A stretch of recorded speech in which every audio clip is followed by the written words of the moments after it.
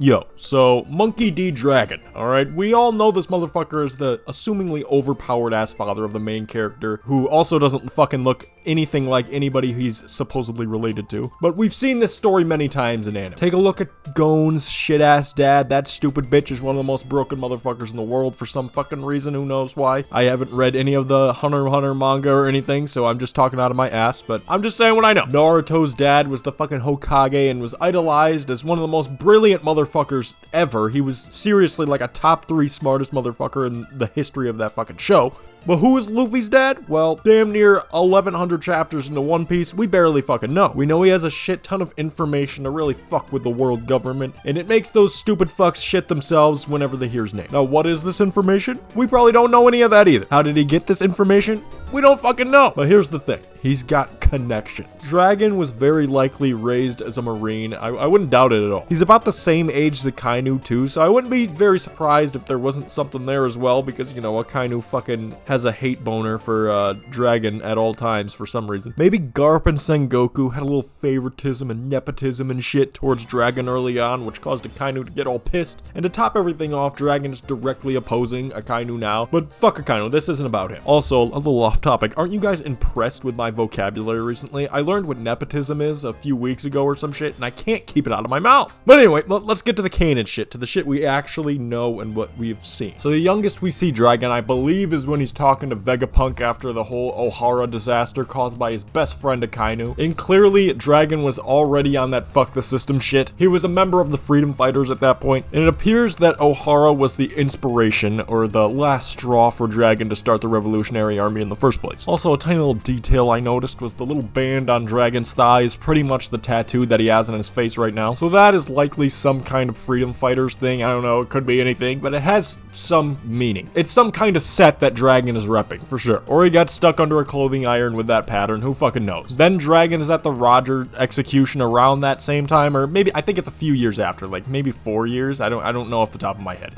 And he also doesn't have the tattoo at that point. And I'm not shocked he was at Roger's execution, because I mean, his dad was kind of boys with Roger, so I'm sure Dragon met him at least a few times. Plus, Dragon was probably a Marine too, so he had to have met him, whether it was in a good or a bad context. And he kind of looks like a Roblox character or some shit. I don't know, he just fucking looks weird. After that, I believe the next time we see him is when he saves Sabo after all that shit in the post-war arc. And he very clearly has some kind of wind-related fruit at this point. And this was like 10 years ago or some shit. We see him appear in front of Sabo out of nowhere, and there's wind going crazy and shit. Then Dragon magically lands on the fucking revolutionary ship, and there's wind under his feet. And then, of course, there's this big-ass gust of wind that puts out all the fire in the fucking village. And I suppose that could either be the little fucking death wink from Ivan, or it could be Dragon's fruit, who knows. They have kind of been shown to do the same fucking thing. Then the next time we see him is the first time we actually see him in the fucking story back in Logtown, when he saves Luffy from Smoker. And there's this weird-ass, ominous green wind that blows motherfuckers away and shit. And when you really think about it, Dragon is one of the better anime dads, okay? You know, yes, it is true he wasn't present in Luffy's life, and Luffy didn't even know he had a dad until he was fucking 17. But Dragon is always watching him and ready to hop in and help him at any fucking point. Now, do we know how the fuck he's able to do this and, you know, watch him and shit? Fuck no. But he has clearly been shown to have the ability to at least know when Luffy is in danger just by looking in the direction that Luffy's in.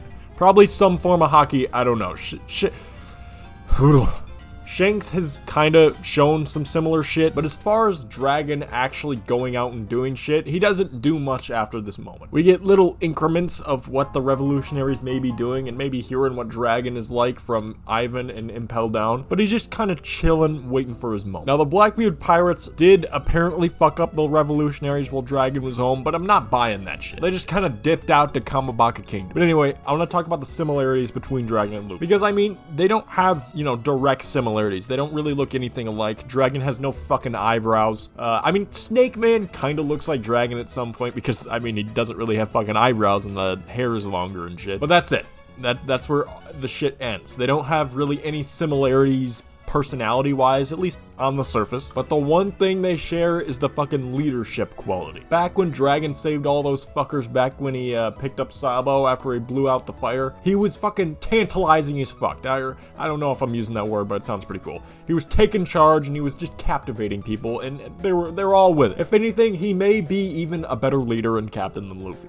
I mean, he is fucking like 30 years older, but still. And we can't be surprised if Dragon is at least top 2 in the fucking world right now. He's the son of the greatest Marine ever, and he's the father of the main character. Like, come the fuck on. Like, that's a recipe for an OP-ass motherfucker. Let's also talk about his weird-ass knowledge real quick. So he knows pretty much everything that Vegapunk knows and more. Well, maybe not everything, because Vegapunk has that fucking brain fruit, but you get what I mean. The main thing here that I'm talking about, that I'm fucking referring to, is the God's Knights. How the fuck did he know about them? We haven't heard a fucking tiddlywink about their existence until Dragon talked about it. And I think it's very likely because the God's Knights were at God Valley, and his fucking dad, when he was a kid, was one of the main guys at that fucking shit. Because Dragon was about 14 or 15 when God Valley went down, so he's not a stupid-ass kid at that point. He understands what's going on. I'm sure Dragon knows exactly what happened at God Valley, and if Garp doesn't come back to tell the tale, it'll be Dragon or Blackbeard, just because he's a fucking no-life nerd. Now I want to answer the question that's pretty fucking prevalent with Dragon's character, and it's if he's a good or a fucking bad guy, or at least for Luffy or against Luffy. I mean, that's kind of our perspective on this. And I gotta roll with Dragon being a good guy. He seemed very open and supportive of Luffy becoming a pirate back in Logtown, which makes it seem like he wouldn't be mad if Luffy went and became a Marine or some shit. I'm sure Dragon knows about Luffy being Joy Boy to some extent, and I think that's probably why he even had a kid in the first place. And when Dragon was talking about his motives to become a revolutionary to Vegapunk on Ohara, it seems like the shit he wants is very reasonable and it makes sense. He believes essentially everything that Luffy believes in. It's just that Dragon is seen as a villain to the majority of the world, and I don't really fucking blame him. He looks pretty goddamn scary. The only questionable thing about Dragon's character is that what does he want